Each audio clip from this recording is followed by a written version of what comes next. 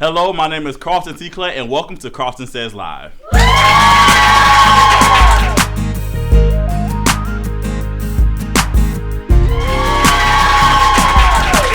Yes. All right, we are back. Yes, 2016, we are back. KARLTON SAYS Live. We took a longer hiatus than we planned. We were on the CW Augusta, which was a blessing, but now we're back online, KARLTON SAYS Live, and I'm just so excited to be back. Just talk about all the things that happen in our community and in our world. And I'm here joined today by two of the greatest people that I know, two great friends I'm really excited to have. We have Mr. Ken Macon of Making a Difference. Glad to be here. All right, everybody clap it up for Ken. And also, you guys remember her. She was my very first co-host. Let's give it up for Miss Ariel Cheese. All right, how y'all doing today? Wonderful. Awesome. Man, blessed beyond measure, man. Glad to be here. So how was your, like I said, we done took a hiatus, but how was your break, your Christmas break? How's 2016 treating you guys so far?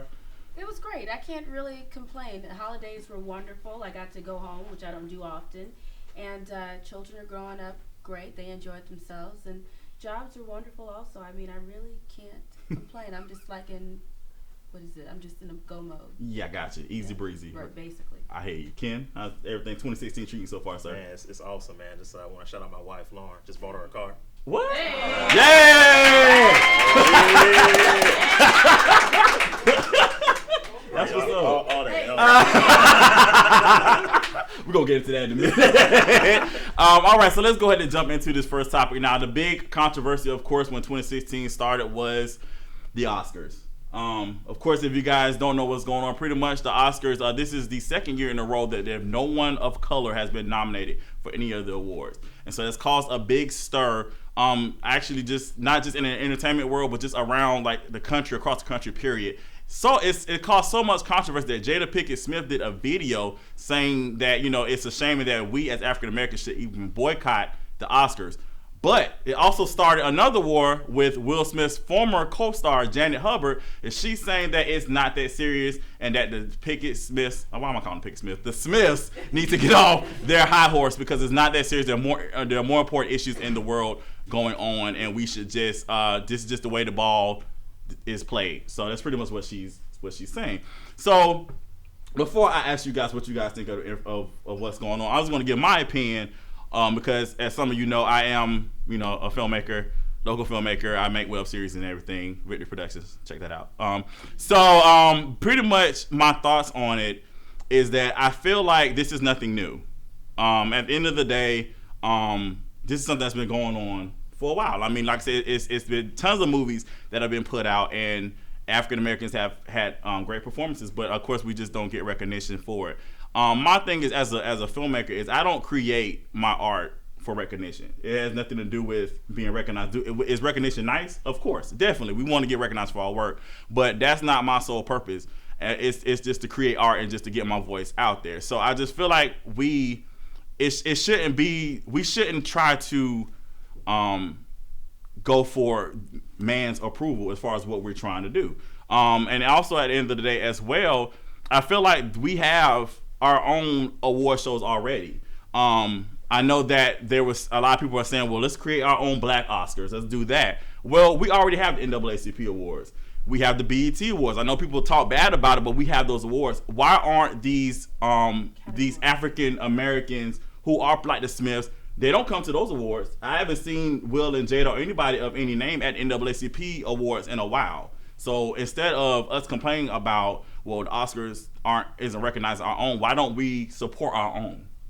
That's my thing about it. You know what I'm saying? Like, I feel like if we want to let's make the NAACP awards greater than the Oscars. It can be done, right. But we have to support our own situation. That's just how I feel about it. So I mean, instead of us saying, oh, let's boycott, we always just say this all the time, Cheese, be the change that you want to see.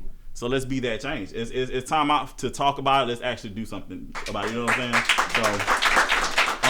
So Ken, what do you think about this whole? Because they started the whole hashtag Oscars so white and all this other stuff. So what is your take on the Oscar situation? I had a chance to write about this topic for Urban Pro Weekly, and the point of view I came from was the idea of why do we feel like we need this type of validation from the Academy? And just comparatively speaking, like the Academy, just percentage-wise, I want to say like it's hovering around 90-95% Caucasian, white folk. And I compared it to, being like Congress. I mean, Congress is, white males. So how is it that, just logically speaking, why are we looking to old white men to enjoy movies like Straight Outta Compton, to appreciate, actors like Idris Elba? It's not going to happen. So my thing is, and I look at it simply like this: if you don't respect African American art, then I don't respect the Academy, which means I'm not going to watch the Oscars, which is why I think the boycott, to say boycott, is important, not only for the black celebrity, but I believe for the black consumer. Okay. Cheese. I don't think that it's a shock. So it's something. I think though that maybe from their perspective, they're looking at it like it's an award that's been out for years and it's just very prestigious. And so I think that they feel as though if we win this award, we have reached not the top of a career, but we've succeeded because it is so prestigious. Realistically, though, who's looking at the movies? Who's viewing them? Is there a chance that we're gonna win? Not unless we create something that they're gonna like. But like you were saying with the NAACP awards, you have the power to create a category.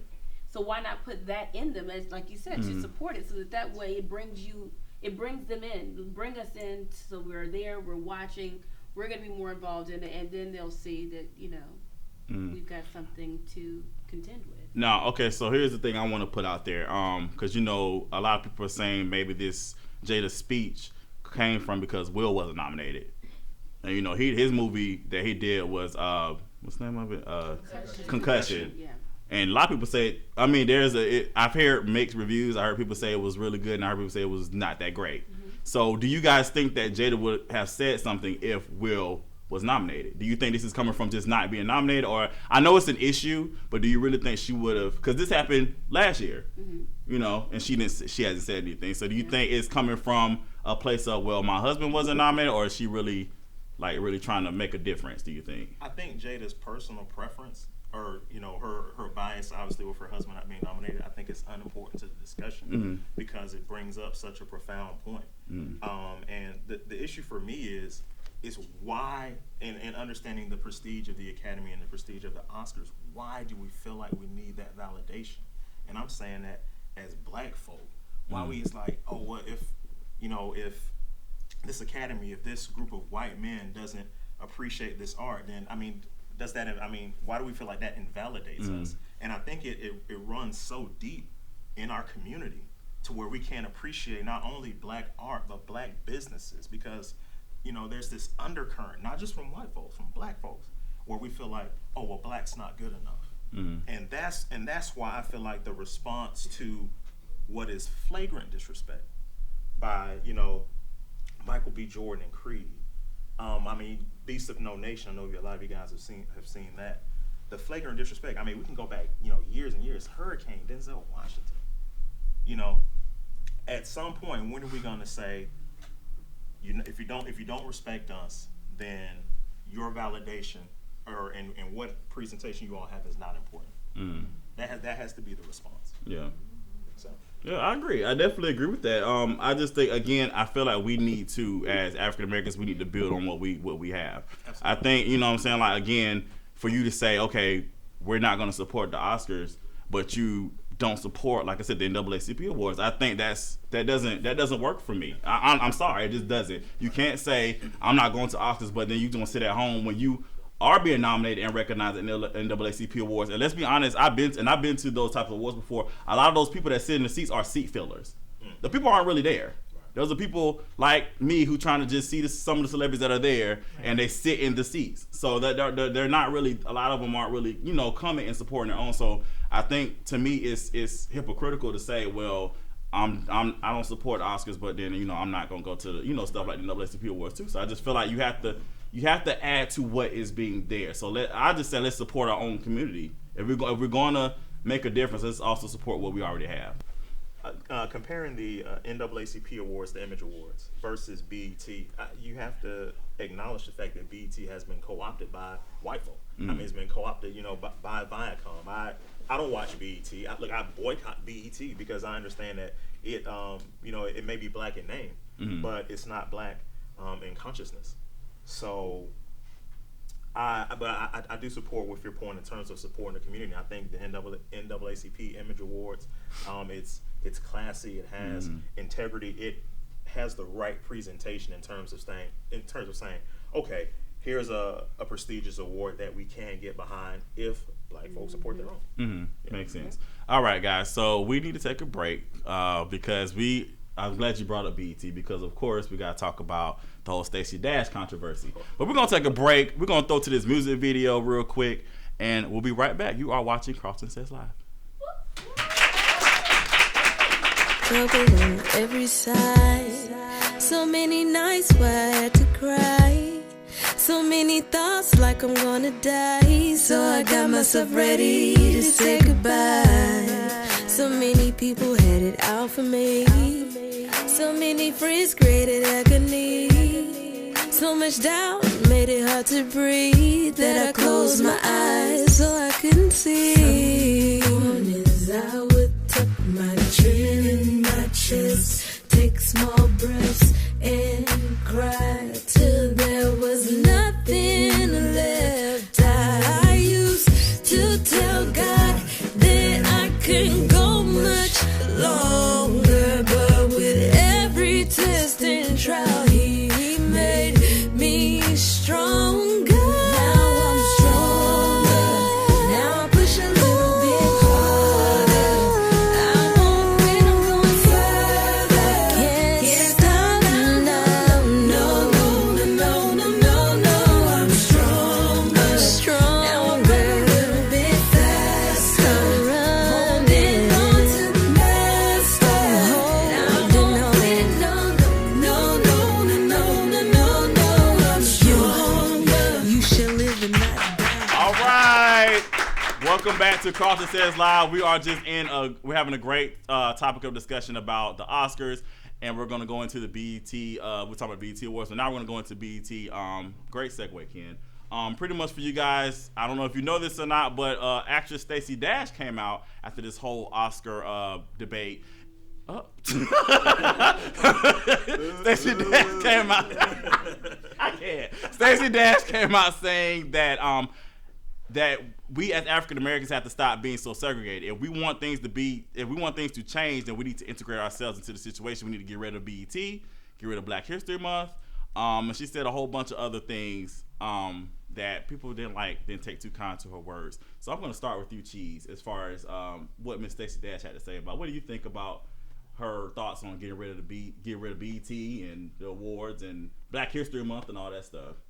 Well, I mean, I think that she's just looking for a little bit of shine. Uh-oh. I mean, she doesn't really have much of a career now. She should stay on Single Ladies, huh? Right. So, right. Really. So I think she just wants to be relevant at this point. I mean, I can understand maybe what she might have been thinking when she said all of this stuff, just in regards to, you know, us. If you want to be a part of something, then you shouldn't be separate from it. But then you have to consider why did we even become separate? Because we weren't being recognized. Right. And so that's the importance of Black History Month and making sure that we understand the importance of the strides that we've made and why it's important to continue making these strides. Right. So I don't think that we should take away what we already have, but yes, we should support one another equally, as we were saying, you know, in regards to the Oscars.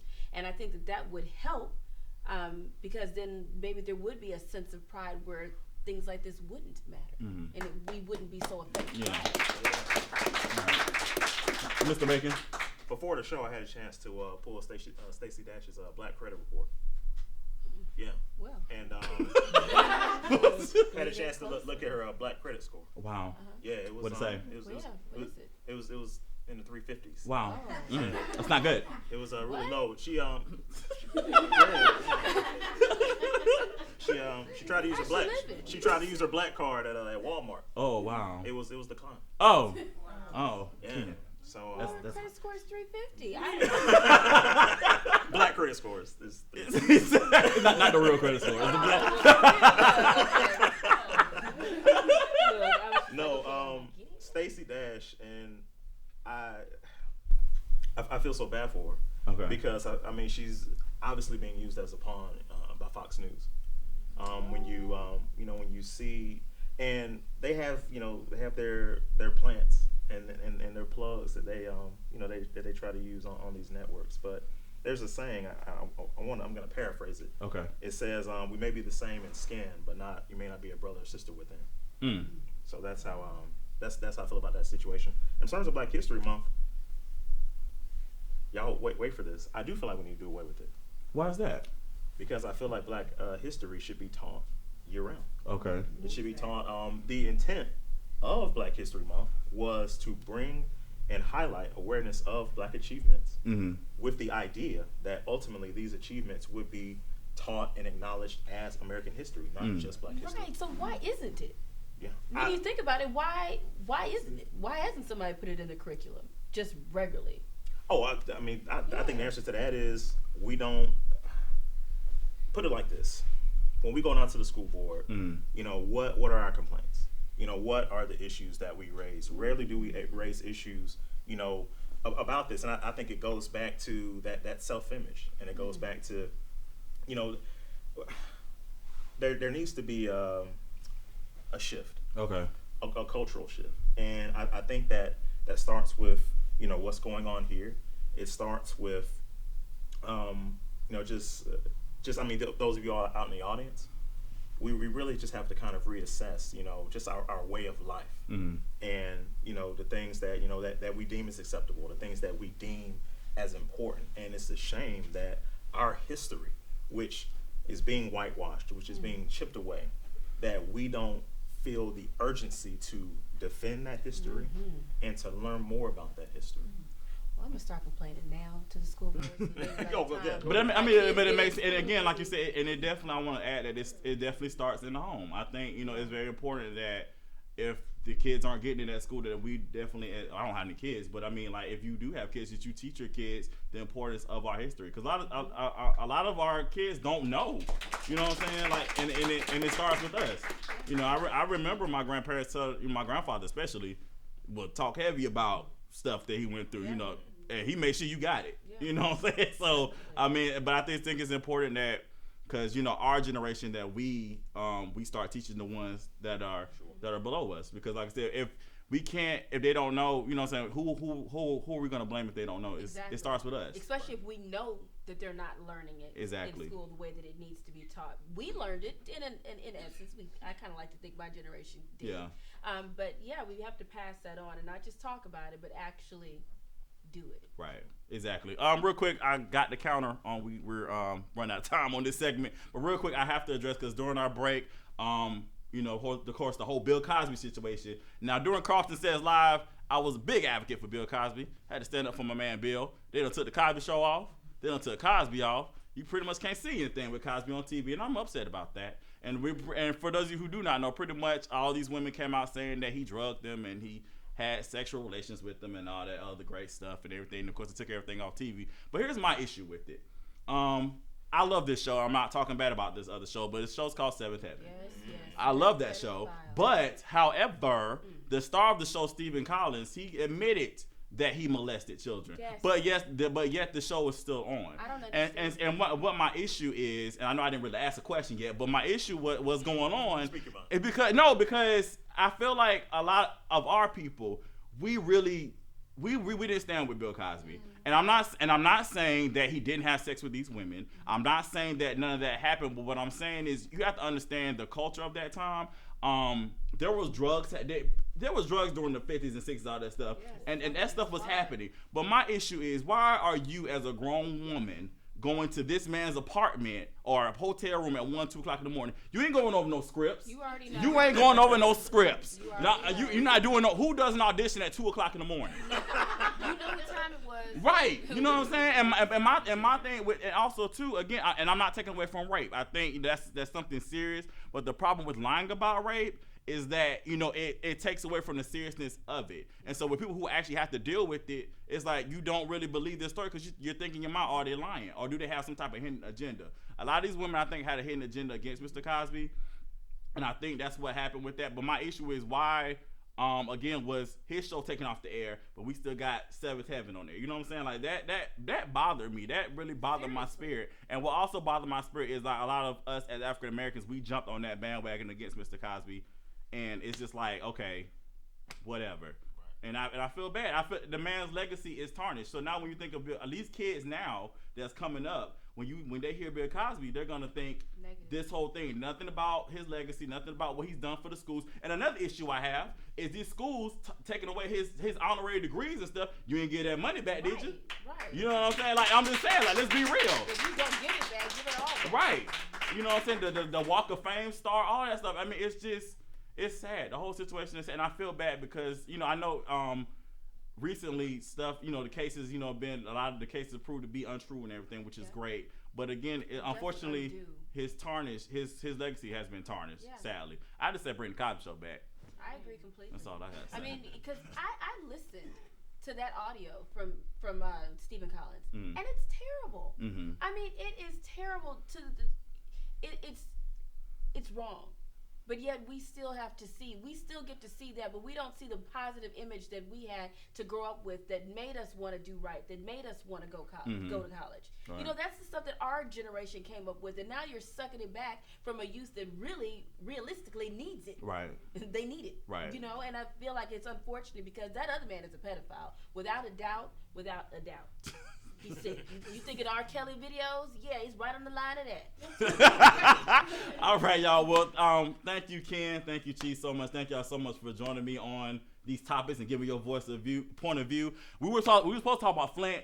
We were running out of time, but we will have a lower third right here where how you can give back and help the people in Flint, Michigan. They definitely need your help. Send some bottles of water. They every bit can help, guys. Right? Yep. Exactly. All right. So when we come back, we're gonna talk to some audience members about what we talked about. Plus, we have Monet Robinson joining us on the stage.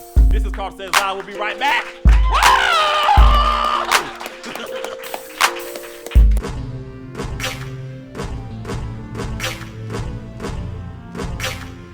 What are you doing, Monkey Mark? I'm reading a book. What do you think I'm doing? Monkeys cannot read. Then how do I know this is Just One More Little Minute by Carlton J. Morris? Because they told you.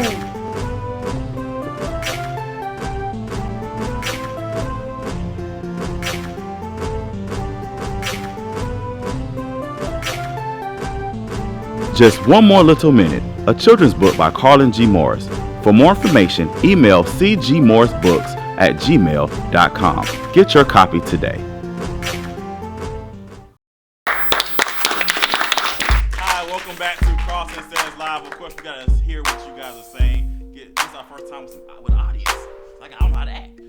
But we're gonna get some audience opinions about the things that we discussed. I'm here with Earl Grey Summers. How you doing today, sir? I'm all right. How about you? I'm doing good, man. So what are your opinions about the Oscars and everything that we discussed? My thing is, I don't understand what it is that makes us as black people so afraid to depart from the Oscars. I understand what Jada Pinkett was saying as far as we need to boycott. I don't understand why there's an intention of going back. Why can't we just turn and leave them behind? Obviously, they don't want us there. I heard recently that they didn't even invite the members of the Compton cast to the Oscars. So the signs are there. Why can't we just turn our back completely on the entire organization? That's my question. All right. Good thoughts. All right. Let's move on. We have someone else here. All right. We thank you so much, Earl, for your opinion. Now we are here with Renetta Dubose. Did I do it right? You did. Yes. Good job. High five. Yes. All right. So we're here. What do you think about everything that's going on with Oscars and Stacey Dash and all that stuff? We all need Jesus. Oh. But listen, here's the problem. We have, speaking of #OscarsSoWhite, mm-hmm. I think that this reveals that, one, we have not come far at all when it comes to inclusion in America. We have an issue with not just the Oscars, but with including blacks, whites, Hispanics, Native Americans, and everything across America. And so this issue is there's a problem with blacks being included in Hollywood. And so it's being reflected at the Oscars. And so what I think needs to happen is we need more people like Jada to rise up like we had back in the 60s with Martin Luther King Jr., Malcolm X. we don't have that voice to make sure that we are all black, brown, white, everybody included. And so that's my issue with Oscars So White, is that it reveals that white America, we have a problem. What are you going to do about it? Of course, they have, since Jada spoke up, they have changed the membership rules and all that stuff. And I think that's a first step. And so I was proud to see that step. I'm not boycotting the Oscars because I think, no, we're here. You brought us over here on the boat. You have to deal with us. We are here. And it's not just Hollywood. It's everywhere. It's in Flint. It's the issue you were talking about before with Bill Cosby and the Cosby Show being taken off, but not Seventh Heaven. It's just, it's people have a problem with brown and black skin. White people have a problem with black and brown skin. And until we continue to rise up and make them, and we don't have real civil rights and real change around here. Now, we are the hashtag Twitter, Facebook, let's take a picture in a hoodie generation. That was a read. We are not doing anything. That was a read. And so that's my issue. That's my issue with, I want to put them out there, but Jesse Jackson and, the Rainbow Push Coalition, and, that's my issue with his other friend, who, they are, let's boycott. They do some of the most passive civil rights of this day. And we're not getting on buses and getting milkshakes thrown on us and dying to make sure that we are included. Our voices need to be heard, and we need real action. Can you tell I like to rise up? We need to rise up. We need to pray, and we need to rise up. And so I'm proud. We got change because Jada, is a well-known figure who spoke out and said, I'm boycotting. I think we're too quick to do boycotts. But let's stand outside the Oscars and let's riot. Not riot, but you know what I'm saying. I got you. Let's stand outside the Oscars and let's do something about this change. And so the only reason why we saw the Oscars, we saw the group say, okay, let's look at not having lifetime membership, but maybe, I think still 10 years limiting it. That's not enough. 2 years. But I still think that the only reason we saw this change is because we had widespread people talking about boycotting. But again, action. Let's march. That's the person I am. And I think after prayer, that's what we do. Thank you so much. All right, we'll be right back. KARLTON Says Live. I'm like, next, Flint.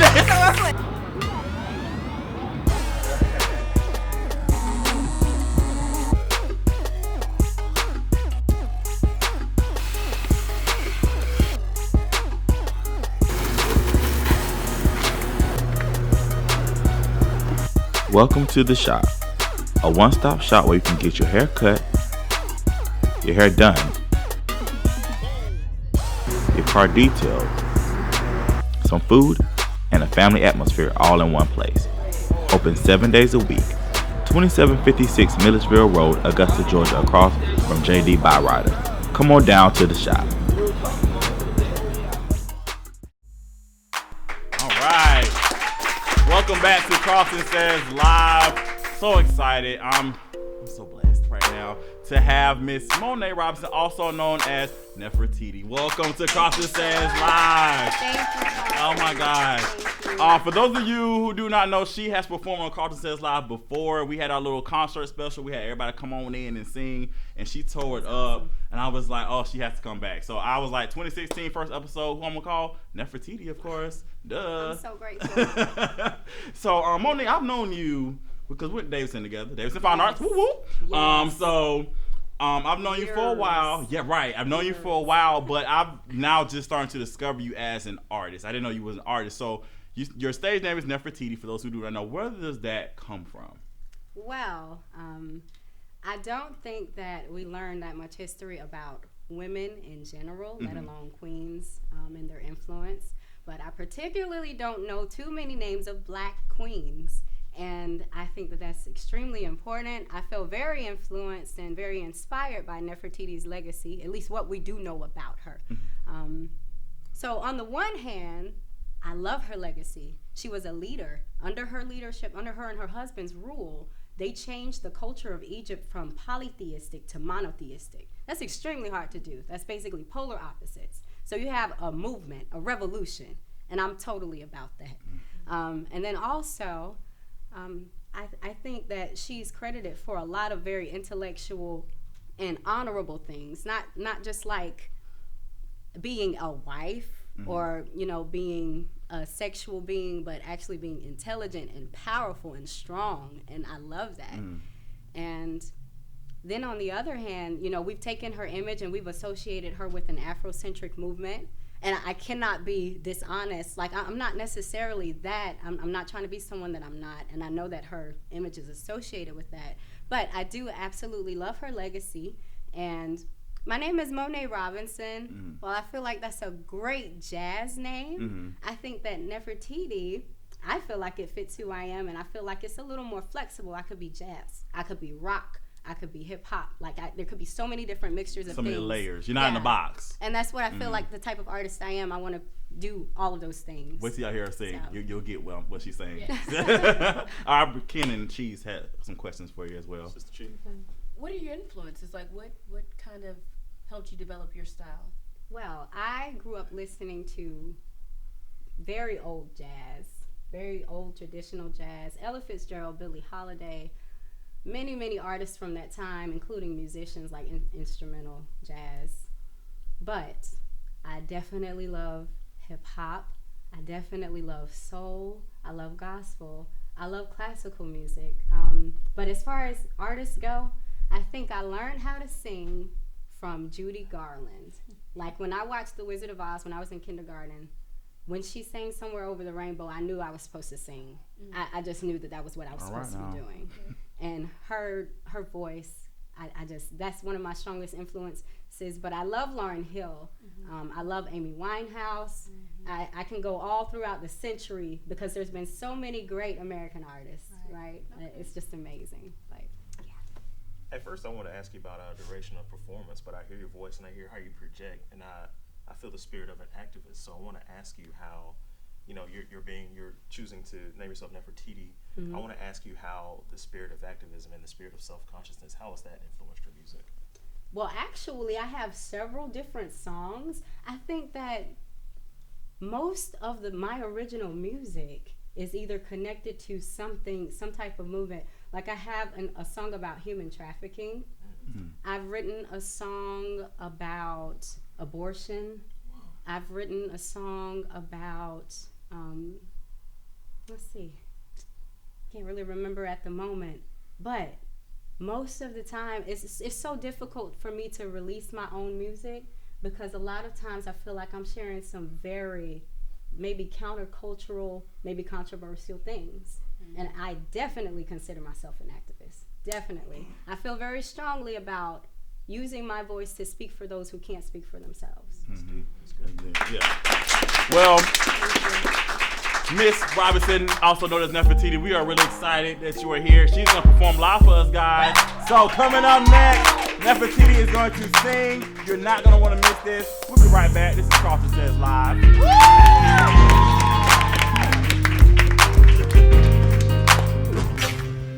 Just one. Just one.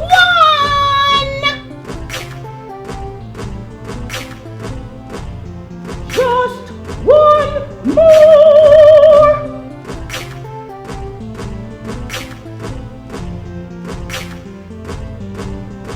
Just one more. Just one more. Just One More Little Minute, a children's book by Carlin G. Morris. For more information, email cgmorrisbooks@gmail.com. Get your copy today.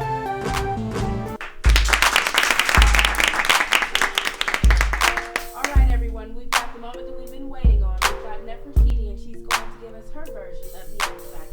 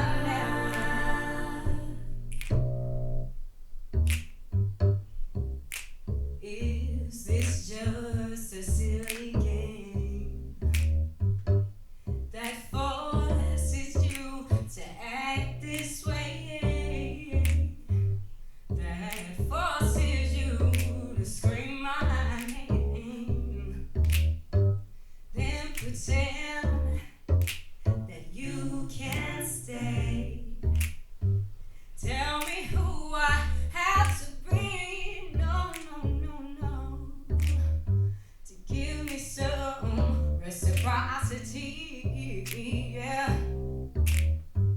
'Cause no one loves you more than me.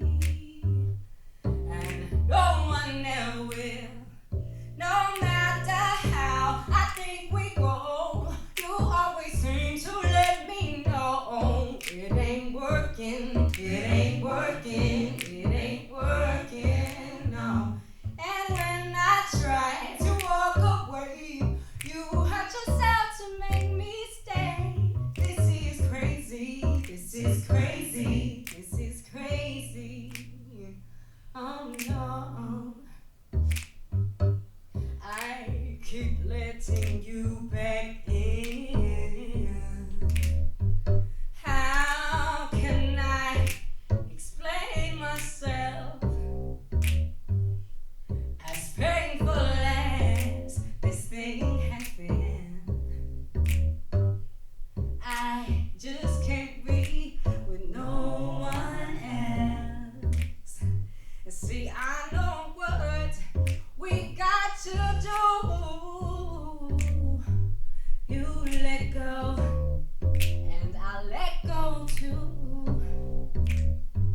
'Cause no one's hurt me more than you. And no one ever will. No matter how I think we grow, you always seem to let me know it ain't working, it ain't working, it ain't working, no. And when I try to walk away, you hurt yourself to make me stay. This is crazy. Oh, this is crazy. Oh no, care for me, care for me. I know you care for me, there for me, there for me. Said you'd be there for me, cry for me. You said you die for me, give to me, give to me.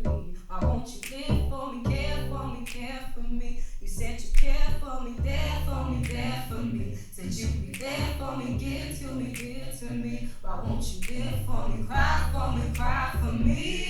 Yeah, care for me. I know you care for me, there for me, there for me. I know you really care, and I know you really care, and I know you should be there. Said you care for me, there for me. Said you care for me, give to me. Why won't you live for me, cry for me? Oh, oh, oh, oh, oh,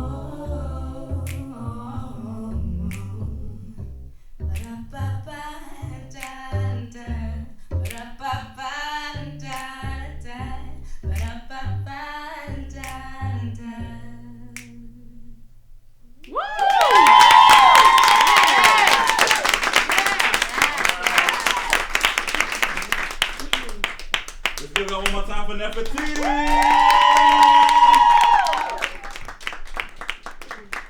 All right, thank you so much for coming. Oh, absolutely. Thank you for having yes, me. It's yes. an honor. Thank you. All right, so how can people reach out to you, Ms. Nefertiti? Well, I'm actually on Facebook as well as Instagram under Nefertiti Music. So that's Nefertiti Music on Facebook and on Instagram. Awesome, awesome. And speaking of Facebook, Instagram, all that stuff, you can hit us up. KARLTON Says on Facebook. We love to hear what you have to say. We love to hear what you think about today's show. Thank you to Ariel, Cheese, and Kim Macon. Thank y'all so much for all your contributions to today's show. Thank you to our first live audience! Yes! We're so excited, guys. Stay tuned. Next Monday, same time, same channel. KARLTON Says Live, Brittany Productions. This is it. We're done. Good night. Good day. All right. Peace.